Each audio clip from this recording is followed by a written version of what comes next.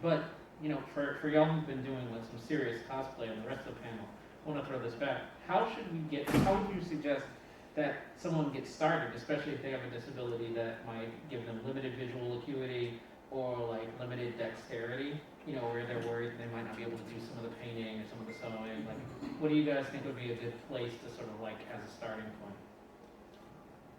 So one of the things that I really emphasize is community building. Because when it comes to cosplay, one of my favorite parts about it is the building aspect and getting a group of fellow cosplayers in your area together and hey, let's all meet up and help each other build our costumes. Because you are able to pool resources. Because not everyone has all the same tools, but also each other knows. Everyone has their own skills that they bring to the table, and so that's one thing that can help. Another thing that I've found to be incredibly helpful is there's nothing wrong with getting a pre-built costume. There's also nothing wrong with as someone else mentioned earlier today, they called it a lazy cosplay, but it's not lazy. It's about being comfortable in your own skin and whatever you want to make make out of it. Cosplay, that's the beauty of cosplay. It is what you make of it. It all starts with coming up with an idea.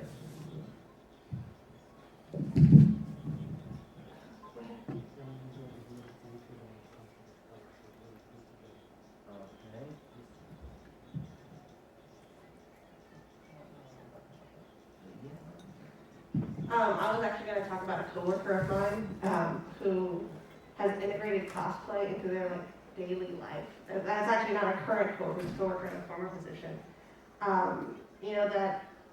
I realized was dressing as Jem or Jerica every day at work. It was awesome. It was amazing.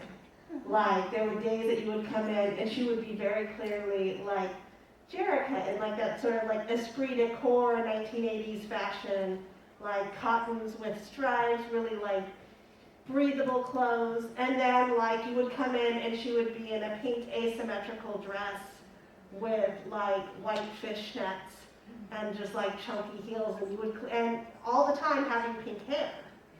And it would always, and sometimes it was very Jerica. It was round brush styled, seamless. And then days you would come in and it was Cher hair.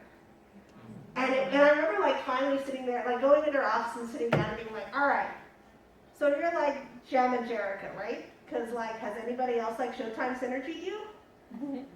And it was so funny because she fell out laughing. This was at a major national progressive nonprofit where she was in charge of, she was a vice president at the office. And the fact that she was doing this as a VP, I was totally envious of. And I was so how do you do this? And she's nobody gets the reference. You're the first person here. And I was hey, I'm old. Okay, I get that. I'm 42. I get that. I'm on the older side. And she was because there's some days I want to be Jem. And she was and some days I dress as Jem when I really can't. I don't feel like I can be Jem, but I need to be Jem to get through the day. She's and then there's other days that I'm oh, I'm going to have to deal with donors, so I'm going to be Jerica today. And it was amazing to see. And I remember just being oh my God. She's you're the first person that has figured out my secret. I'm well, you walk around with pink hair and an asymmetrical pink dress. It's not that much of a secret. Jenna's excitement. But Jenna's excitement. Jenna's adventure. Jenna's adventure. And so it was really interesting to me to see. I mean, the reality is when so many of us, when we go to work, when we were going into an office pre-COVID, you sort of put on a costume to go into work. And you put on a costume to do respectability politics. So what happens when you get to actually, you take the power and choose what it is that you decide that you wear? And I think that's a huge opportunity in the cosplay space. And I'm also are folks cosplaying now more that folks are at home? I feel like I'm in I definitely feel like I'm in G.I. Joe Cobra cosplay because I have to wear a mask every time I go out. And it's so I'm either an average Joe, they didn't wear masks. The average Cobras always wore masks. And I guess it's a missed opportunity. We're not all wearing like blue shirts and suspenders. So totally should have gotten it done.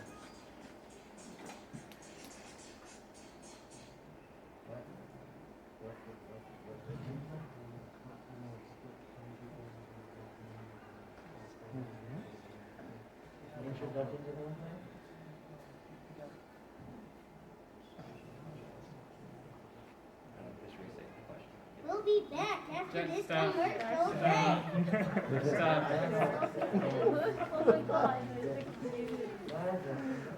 Jackson, I'll throw you up here. Sorry. Yeah, I want you Jack. to do Yeah, that. you'll go. Yeah, sorry guys, just a little bit.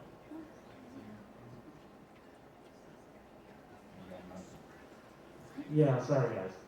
Look, when you're doing cosplay, and sometimes some people are not gonna know how to be a seamstress. Some people are not gonna have the ability to make these styles or make props or chrome things. That's okay. That's normal. Okay. I've been doing this for 10 years and I still can't do it. But you know what? I use techniques and I do something like as a content creator. I was bad, but I did research and I studied. So I do the same thing. I look up YouTube and I study it. You know, even if it could be the simplest thing from a costume store or you make it, the point is that you're having fun, you are enjoying it, you have a smile on my face. Right now, I may have a mask with a smile on my face, but my God, I've got the biggest smile right now because I've missed all of you for 2 years. Seriously, nothing, the amount of energy that I have is like so much and everything because I missed this. I missed being around this atmosphere. And I love each and every single one of you who took the time to just come here and support us.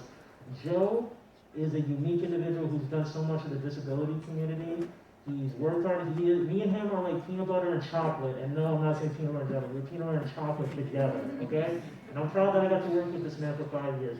Dylan is a photographer. Despite any circumstances he had with his disability, he has taken and done creative things with what he's done with his photography, creating content, making these mashed up cosplays. Rebecca and Patrick Coakley have the most interesting, funny kids that I got to meet today. But what they do for this community is, oh my God, it's a standing ovation that I would just applaud to them right now. Thank you so much for what you guys do. And honestly, being a winner from a magic wheelchair, I've been proud to work with you guys since the very beginning, meeting your coworkers. And in 2019, I was just so happy to see 2 kids get these amazing wheelchairs that I was honored to be part of and everything. So thank you to Magic Wheelchair for just coming with us right now. And, oh yeah, yeah, please. Yeah, no, I mean the cosplay, like I tell people all the time, you can cosplay anytime, anywhere, anytime. They're like, oh, I can't go to Comic-Con because I don't have a cosplay. I'm like, you go into your dresser, and I'm sure you have clothes that match your favorite character, guaranteed. Put it on, put on a little makeup, or not, and just come, and then people will get it. If you're in the right environment, you know, for it, if it's your, if it's something you're interested in, then people will understand it. And hopefully it'll make you feel better about it. But yeah, cosplay is not that hard. People think it's difficult. It's really not. Just the character. I mean, the difference between method acting and just cosplaying. There's some people think, oh, if you feel like you're the character all the time every day, then it's like too much and you're being like overboard. But I think that if there are parts of the character that you could take, that you use in your regular day life that makes you feel better, then do it. Okay, we're going to start the Q&A. If we have anyone who wants to ask questions, please feel free to say what you need to say, and we will answer as clearly as we can. And I just want to give a shout out to my man Mark over here. He has been the cameraman, and he is also artistic. Thank you so much, man. So if anyone has any questions, please let us hear your voice, and please tell us anything on your mind. Question. For the magic wheelchair, are you be teaming up with Pixelogic again? Sorry, what was that? You could be teaming up with Pixelogic? I'm So hold on, I'll repeat just so in case anyone can't hear. So the question was if Magic Wheelchair will be teaming up with Pixelogic again? Yeah, that's I'm not sure. Yeah. I'm not sure. Yeah, I'm sorry, I can't answer that. I don't know. Or if you're not gonna pick, come up with them, could you provide schematics for the wheelchairs? This way, people in the community, can, maybe send you, some like, models that maybe you can use? Yeah, I mean, that'd be awesome. I think, having models for the chairs would be one of like the best things. I'm a builder, so I just, work with the team and we make the chairs, so I'm not, fully sure on that stuff. But what I can say is, we do, with the team that I work with, we do a lot of it in CAD, so having those models would be awesome.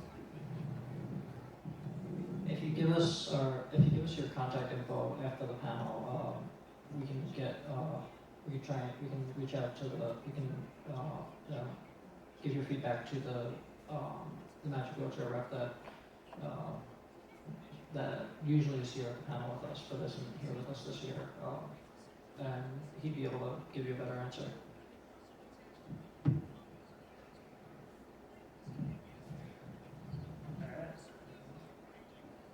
Do we have anybody else who would like to ask a question? Please do not be shy. There is no such thing as a stupid question at all. What's your favorite cosplay and how do you feel as a cosplayer? Ooh, you want to take